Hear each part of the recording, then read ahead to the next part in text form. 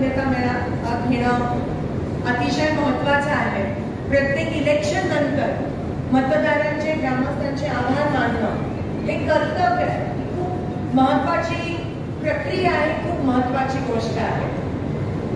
काल मोहोळ झालं, मग अक्कलकोट, आज पंढरपूर, उद्या मंगळवेढा, मग दक्षिण, मग शहरात उत्तर आम्ही जात आहोत. आज इथे जेव्हा मी येत होती पहिल्यांदा तर विठ्ठलाचं दर्शन घेतलं आणि गेले 3 महिने मंदिराचं काम सुरू होतं. फॉर्म जेव्हा मी विठ्ठलाच्या पायथ्यावर ठेवला आणि आज विठ्ठलाचं दर्शन पहिल्यांदा एवढ्या जवळून झालं, पहिल्यांदा एवढ्या जवळून. कारण बांधकाम सुरू आहे आणि असं भेटी लागे जीवा असंच त्या ठिकाणी वाटलं. आणि मला असं विठ्ठलाने पण ठरवलेलं की निवडून आल्यावरच माझं दर्शन तुला मिळेल. आणि आज मन भरून आलं. ज्या विठ्ठलाकडे जेव्हा साहेब मुख्यमंत्री होते तेव्हा आषाढीची पूजा करण्याचं भाग्य मिळालेलं. आज त्याच विठ्ठलासमोर मी नतमस्तक झाली सोलापूरची खासदार. हा मान माझा नाही आहे, हा तुमचा मान. मी कॉलर बॅग हा विचार माझा नाही, हा तुमचा विचार.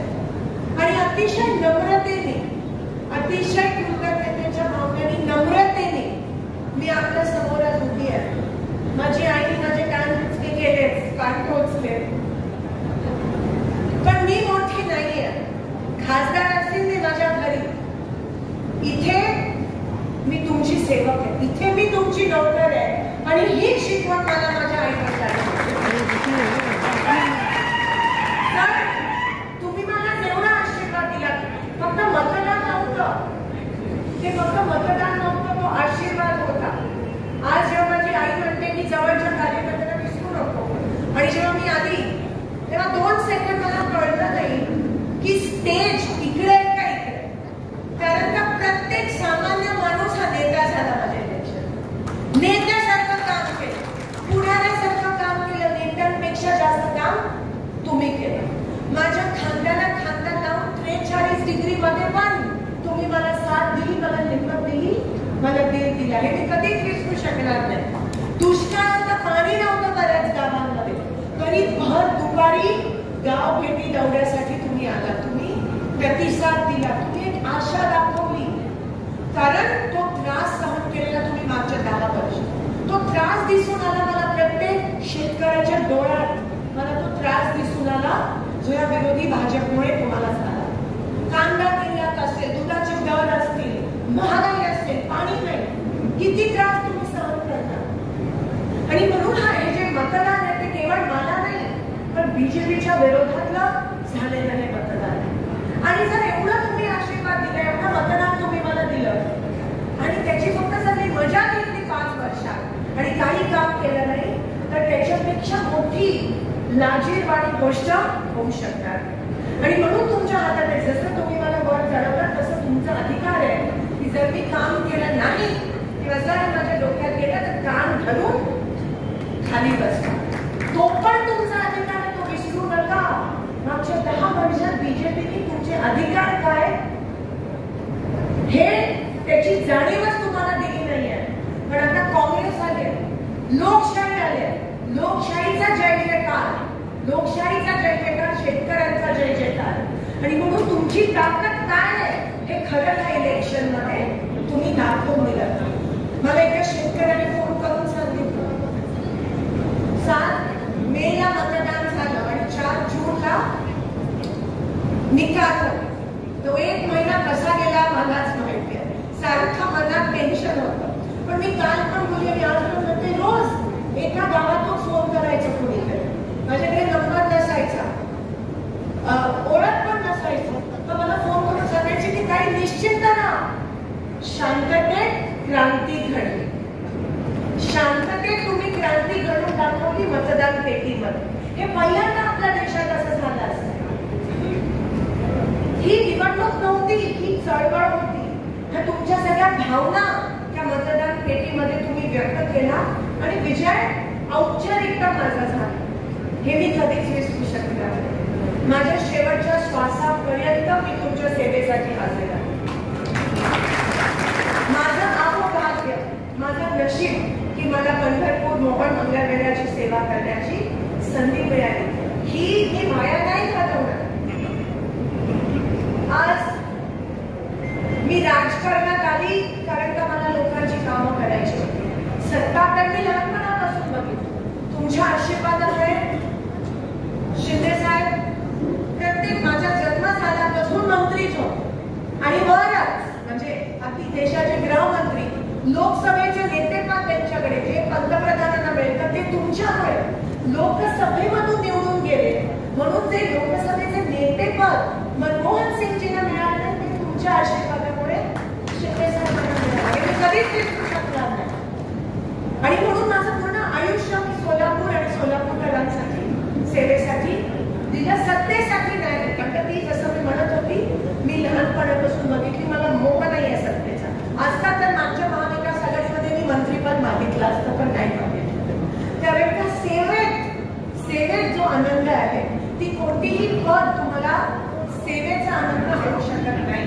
ते पांडुरंगाच्या त्या पावन नदीत तुम्हाला माहिती की पांडुरंगाची जेव्हा सेवा करतो त्याच्यापेक्षा मोठा समाधान नाही आहे या जगात. आणि तुमची जेव्हा मी सेवा करते तेव्हा मी प्रत्येक शेतकऱ्याच्या चेहऱ्यात, प्रत्येक वारकरीच्या चेहऱ्यामध्ये त्या पांडुरंगाला बघते आणि तुमची सेवा करणं म्हणजेच विठ्ठलाची सेवा करणं. मी भगीरथ दादांचे मनापासून आभार. नानांबरोबर महाराष्ट्राच्या विधानसभेत काम करण्याचं मला संधी मिळाली.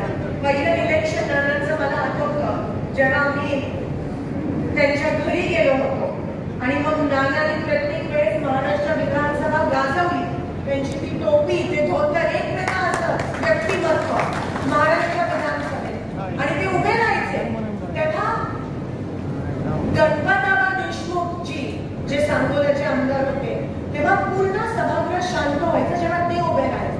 त्याच्यानंतर हे अर्थात मला 15 वर्ष झाले, सभागृह पूर्णपणे शांत करताना मी नानांच्या वेळेसच पूर्ण शांत जणू काय विठ्ठलच उभा आहे.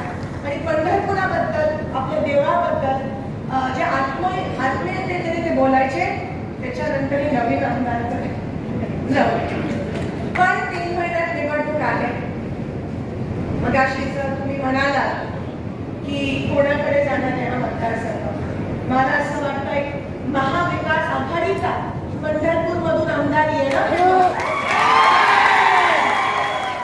महाविकास आघाडीनीच आता महाविकास आघाडीची संख्या वाढली आणि त्या काँग्रेसची संख्या महाराष्ट्रामध्ये जास्त आहे. म्हणून दादा समजते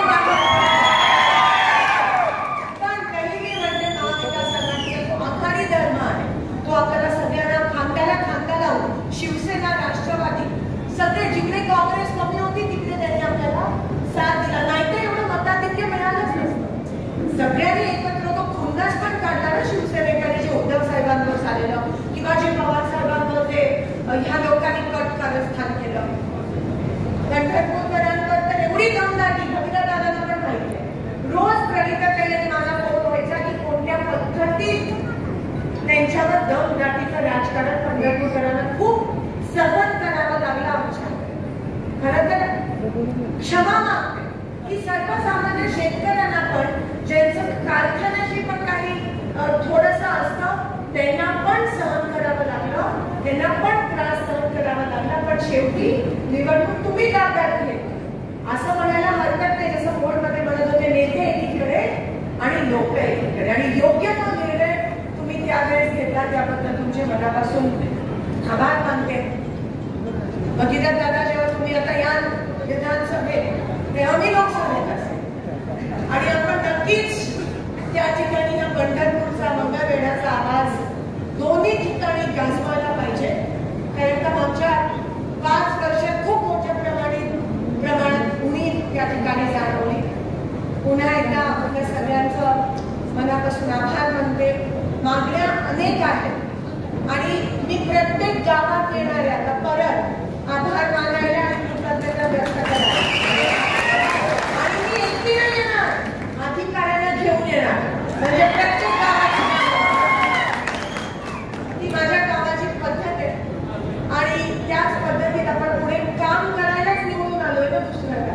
आणि त्याच पद्धतीत मी कुठे काम करीन आपल्या सगळ्यांच्या आशीर्वादाने. पंढरपुराचं नाव हे तीर्थक्षेत्राने केंद्र यादीत जायला पाहिजे. तो नक्कीच येणाऱ्या लोकसभेच्या अधिवेशनात तो आवाज घेईल.